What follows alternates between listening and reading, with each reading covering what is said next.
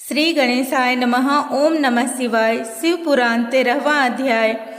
श्री ब्रह्मा जी से यह कथा सुनकर श्री नारद जी ने नमस्कार करके विनय पूर्वक कहा, हे परमपिता, आपने सबसे ऊपर शिवलोक का वर्णन किया है। यहाँ पर प्रश्न उठता है कि संसार में तो वह प्रसिद्ध है कि भगवान श्री शिव का स्थान कैलाश है और शिवलोक को जाने वाले उस कैलाश पर्वत पर जाते हैं। अब मैं आपसे यह जानना चाहता हूँ कि जिस भगवान सदाशिव का आपने वर्णन किया है, क्या वह वही कैलाशवासी सदाशिव हैं या कोई दूसरे हैं? नारद जी की यह बात सुनकर श्री ब्रह्मा जी प्रसन्न होकर उनकी प्रशंसा करके कहने लगे, हे नारद, मैं तुमसे प्रसन्न हूँ क्योंकि तुम सब कुछ जानते हुए भी संसार के कल्याण के लिए इस प्रकार प्रश्न कर रहे हो। सज्जन पुरुषों का यही काम है।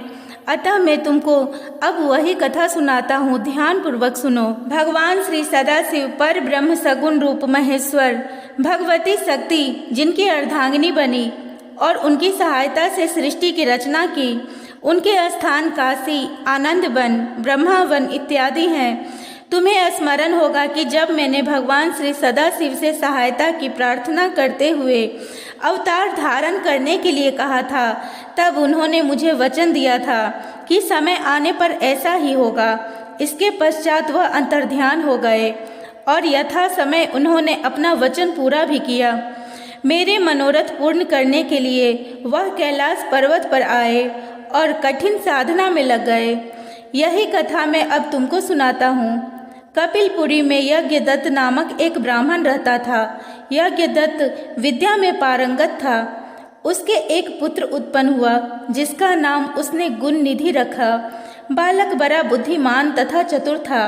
8 वर्ष की छोटी सी आयु में ही उसने बहुत सी विद्याएं सीख ली थी, परंतु वह कुमार्ग में पड़कर अपने धर्म और कर्म से भटक गया। वह जुआरी, खेलकूद में संलग्न और गाने बजाने वालों का साथी बन गया। उसने बहुत जल्दी ही अपने पिता की कमाई लुटा दी।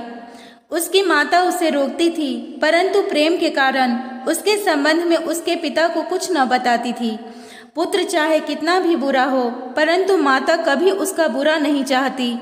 शिव पुराण 13वां अध्याय समाप्त। ओम नमः शिवाय। हर हर महादेव।